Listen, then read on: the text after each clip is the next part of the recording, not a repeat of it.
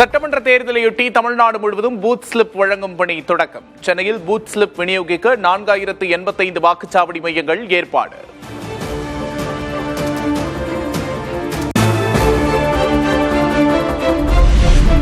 சட்டமன்ற தேர்தலையொட்டி தமிழகத்தில் தொடங்கியது தபால் வாக்குப்பதிவு. மூத்த குடிமக்கள், மாற்றுத்திறனாளிகளிடம் வீடுகளுக்கே சென்று வாக்குகளை பெற தேர்தல் ஆணையம் சிறப்பு ஏற்பாடு.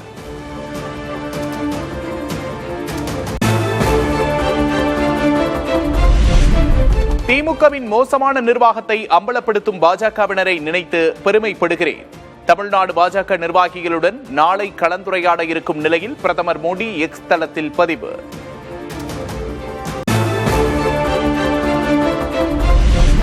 மீனவர்கள் பிரச்சினை குறித்து இலங்கையிடம் பேசச் சொன்னால் மௌன குருவாகி விடுகிறார் விஸ்வகுரு மோடி.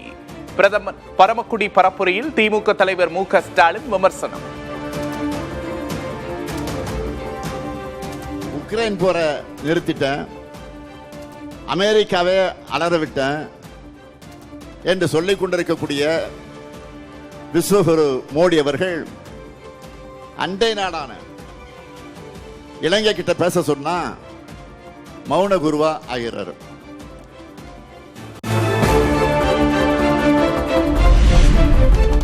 சாதனைகளை பேசாமல் மறைந்த தலைவர்களை கொச்சைப்படுத்தி பேசுகிறார் பழனிசாமி. பெண்களை கண்ணியமின்றி பழனிசாமி பேசுவதாகவும் மு.க. ஸ்டாலின் குற்றச்சாட்டு.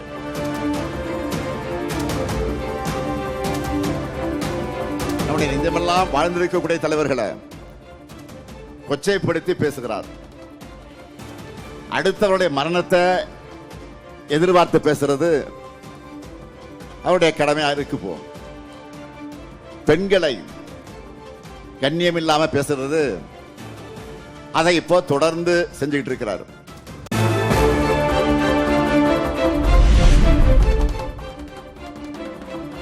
தமிழ் கோட்டையை மதவாத கும்பல் ஆக்கிரமிக்க விடமாட்டோம். ஐபிஎல் தொடரில் டெல்லி அணியை சென்னை வீழ்த்தியதை சுட்டிக்காட்டி பேசிய மு.க. ஸ்டாலின்.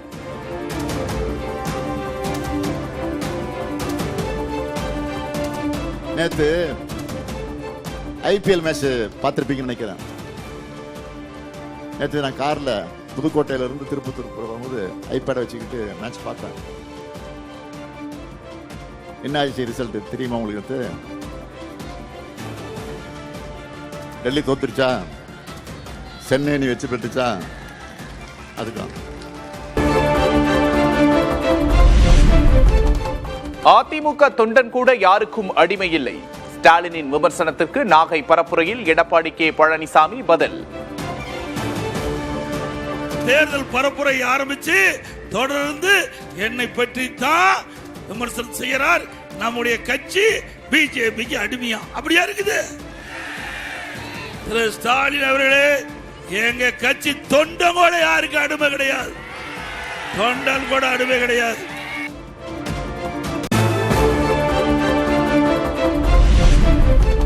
ஒத்த கருத்துள்ள கூட்டணி என்றவர்கள் புதுச்சேரியிலும் கேரளத்திலும் தனித்தனியே நிற்கிறார்கள். திமுக கூட்டணி குறித்து எடப்பாடி கே. பழனிசாமி விமர்சனம். தமிழ்நாட்டில் ஒத்த கொள்கை அப்படின்னு இங்க பேசுறாங்க, அங்க பாண்டிச்சேரியில மாறி மாறி நிக்கிறாங்க. கம்யூனிஸ்ட் கட்சியை அம்போனு விட்டுட்டாங்க, விடுதலை சிறுத்தைய கை கழுவி விட்டுட்டாங்க. கேரளாவில் காங்கிரஸ் கம்யூனிஸ்டும் ஏத்து போட்டிடுது.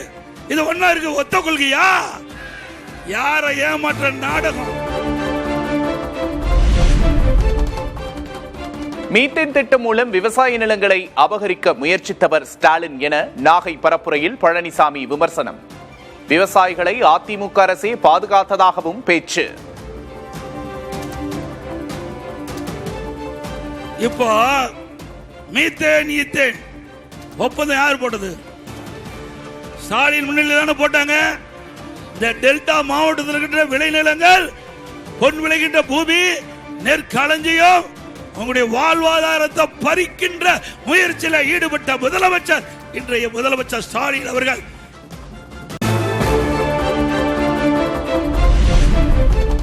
மகளிர் உரிமை தொகை திட்டத்தை நிறுத்த பாஜக முயற்சித்ததாக துணை முதல்வர் உதயநிதி ஸ்டாலின் குற்றச்சாட்டு. பாஜகவின் சதியை முறியடித்து மகளிர் உரிமை தொகையை முதல்வர் ஸ்டாலின் வழங்கியதாகவும் பேச்சு. 1,31,00,000 மகளிருக்கு மாசம் 1000 ரூபாய் நம்முடைய முதலமைச்சர் அவர்கள் கொடுத்திருக்கிறாங்க. அந்த திட்டத்தை எப்படியாவது நிப்பாட்டணும்னு அதிமுகவும் பாஜகவும் முயற்சி பண்ணாங்க.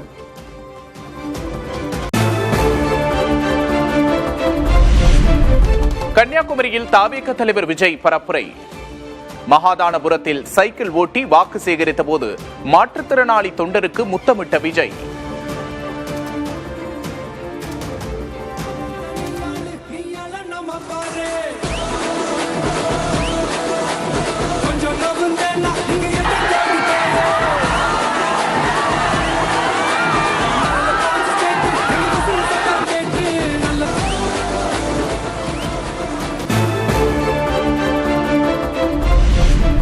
தமிழ்நாட்டில் AI பல்கலைக்கழகம் அமைக்கப்படும்.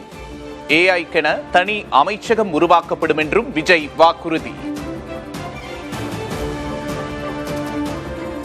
தமிழ்நாட்டின் முதல் செயற்கை நுண்ணறிவு பல்கலைக்கழகத்தை ஏற்படுத்தி உலகளாவிய தொழில்நுட்ப நிறுவனங்கள், ஆராய்ச்சி ஆய்வகங்கள் மற்றும் புதுமையாளர்களை ஈர்க்கும் வகையில் செயற்கை நுண்ணறிவுக்கான உலகளாவிய மையமான AICTI டிவிக்கு அரசு உருவாக்கும் முயற்சியில் நமது அரசு ஈடுபடும்.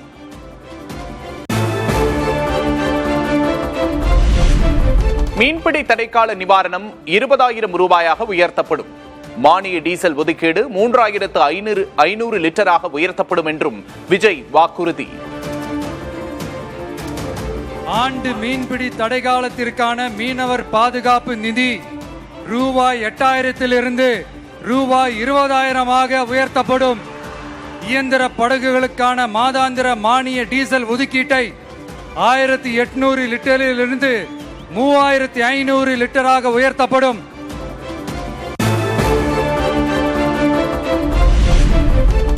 சிறைபிடிக்கப்படும் படகு உரிமையாளருக்கு 5 லட்சம் ரூபாய் உடனடி நிவாரணம். மீனவ கிராமங்களில் புதிய வீடுகள் கட்ட கடல் தாய் வீடு வசதி திட்டம் கொண்டுவரப்படும் என்றும் விஜய் வாக்குறுதி.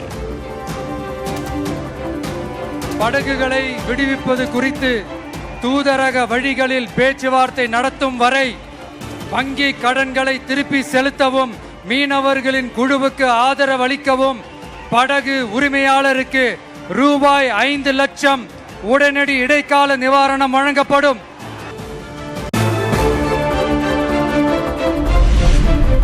தவேகாவின் வாக்குறுதிகள் திமுகவை போல வடை சுடும் வாக்குறுதிகள் அல்ல, உண்மையான நேசத்தின் வெளிப்பாடு என விஜய் பேச்சு.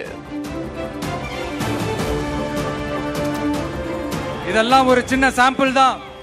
இது ஏதோ தேர்தலுக்காக திமுக தர்ற மாதிரி வாயில வடை சுடுறது கிடையாது. உண்மையா உங்களை நேசிக்கிறதோட அதனுடைய வெளிப்பாடு. 4 முனை போட்டி 40 முனை போட்டி என எத்தனை பேர் சொன்னாலும் தமிழ்நாட்டில் இருமுனை போட்டிதான்.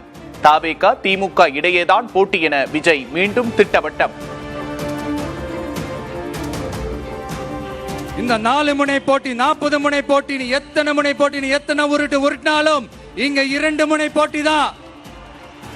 ஒன்னு டிவிகே, இன்னொன்னு டிஎம்கே. மக்கள் விரோத ஆட்சி நடத்துற ஸ்டாலின் சார் வேணுமா, மக்களை நேசிக்கிற உங்க விஜய் வேணுமா? அவ்வளவுதான் இந்த தேர்தலே.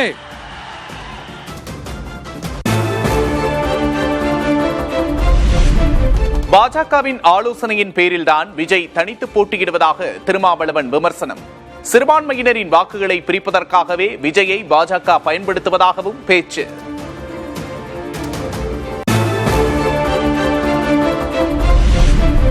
வாகனத்தில் ஏறி கை காட்டுவது அரசியல் அல்ல, மக்களோடு மக்களாக நிற்க வேண்டும். காரைக்குடி பரப்புரை செய்யாமல் சென்ற விஜயை மறைமுகமாக சாடிய அண்ணாமலை.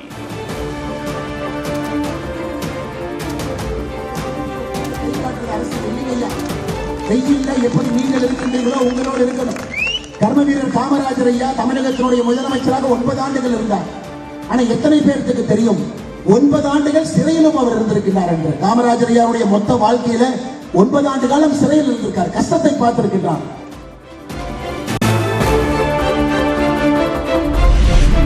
எடப்பாடி தொகுதி தவேகா வேட்பாளர் துரோகம் செய்துவிட்டு சென்று விட்டார். கே பழனிசாமியிடம் தவேகா வேட்பாளர் விலை போய்விட்டதாக ஆதவர்ஜுனா கடும் விமர்சனம்.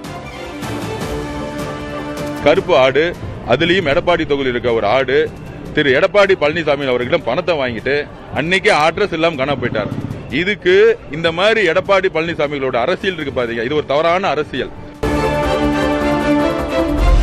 விருதுநகர் மாவட்டம் சாத்தூரில் நயினார் நாகேந்திரனை ஆதரித்து பாஜக தேசிய தலைவர் பரப்புரை.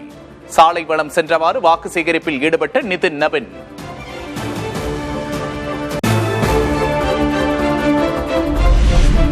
நாம் தமிழர் கட்சிக்கு வாக்களித்து இந்த தீய ஆட்சி முறைக்கு, தீய அரசியல் முறைக்கு தீ வைக்க வேண்டும், அநீதிக்கு எதிராக வாக்களிக்க வேண்டும் என நாம் தமிழர் கட்சியின் தலைமை ஒருங்கிணைப்பாளர் சீமான் அறிவுரை.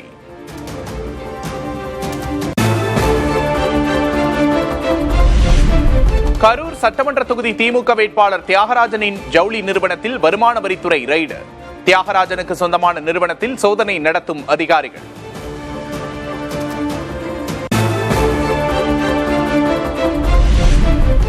தமிழக லஞ்ச ஒழிப்புத்துறை ஐஜி துரைக்குமாருக்கு துறையில் கூடுதலாக டிஜிபி பொறுப்பு. லஞ்ச ஒழிப்புத்துறை டிஜிபியாக இருந்த சந்தீப் மிட்டலை தேர்தல் ஆணையம் விடுவித்த நிலையில் தமிழக அரசு உத்தரவு.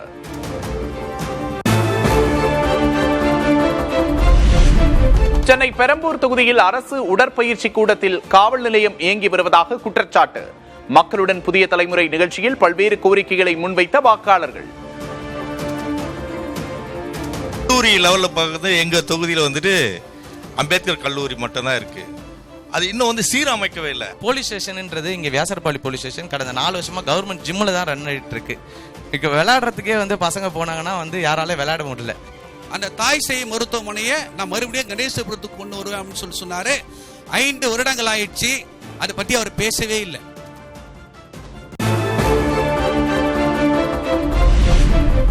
பிரபல திரைப்பட பாடகி ஆஷா போஸ்லே மும்பையில் காலமானார். மாரடைப்பு, நுரையீரல் தொற்று காரணமாக மருத்துவமனையில் அனுமதிக்கப்பட்டிருந்த நிலையில் உயிர் பிரிந்தது. ஆஷா போஸ்லேயின் பாடல்கள் இந்தியர்களின் வாழ்க்கையில் கலந்தது என்று பிரதமர் மோடி புகழாரம். மத்திய அமைச்சர்கள், முதல்வர்கள், பாலிவுட் பிரபலங்களும் இரங்கல்.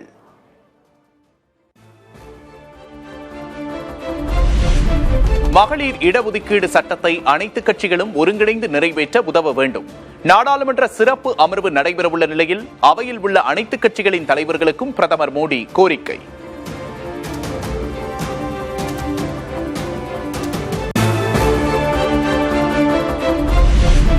தொகுதி மறுசீரமைப்பு குறித்த தகவல்கள் தெரியாமல் மகளிர் இடஒதுக்கீடு சட்டம் குறித்து விவாதிப்பது பயனற்றது என்று காங்கிரஸ் தலைவர் கார்கே கருத்து.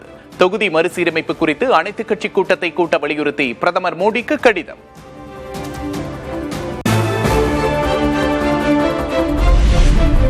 வாக்காளர் பட்டியல் தீவிர சிறப்பு திருத்தம் அண்மை காலங்களில் இந்தியாவில் நடந்த மாபெரும் முறைகேடு. தேர்தல் பரப்புரையில் மேற்குவங்க முதல்வர் மம்தா பானர்ஜி குற்றச்சாட்டு.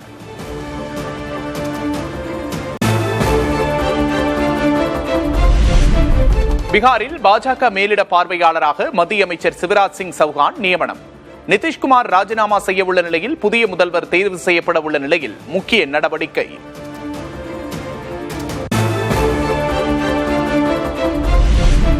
போரை முழுமையாக முடிவுக்கு கொண்டுவர அமெரிக்கா, ஈரான் இடையே நடந்த பேச்சுவார்த்தை தோல்வி. பாகிஸ்தானில் 20 மணி நேரத்திற்கு மேல் நீடித்த நேரடி பேச்சுவார்த்தையில் உடன்பாடு ஏற்படவில்லை என்று அறிவிப்பு.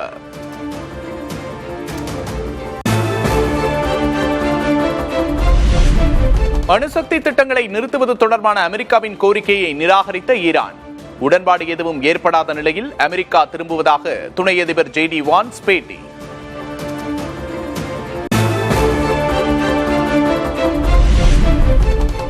அமெரிக்காவினுடைய வாதங்கள் நியாயமற்றவை என்று ஈரான் விமர்சனம்.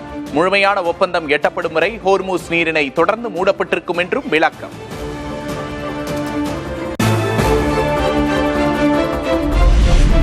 ஈரானுக்கு வான் பாதுகாப்பு சாதனங்கள் தந்தால் மோசமான விளைவுகள் ஏற்படும் என்று சீனாவுக்கு ட்ரம்ப் எச்சரிக்கை. ஈரானுக்கு தாங்கள் உதவுவதாக வெளியான தகவல்கள் தவறு என்று சீனா விளக்கம்.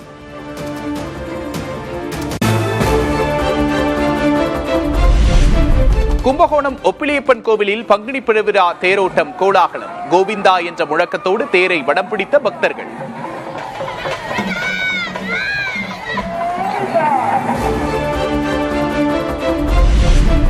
ஈஸ்டர் பண்டிகையை ஒட்டி கிரீஸ் தீவான சியாசில் கொண்டாட்டத்தில் ஈடுபட்ட ஆர்த்தடாக்ஸ் கிறிஸ்தவர்கள். இரவு நேர கூட்டு வழிபாட்டின் போது 20,000க்கும் மேற்பட்ட ராக்கெட்டுகளை பற்ற வைத்து கொண்டாட்டம்.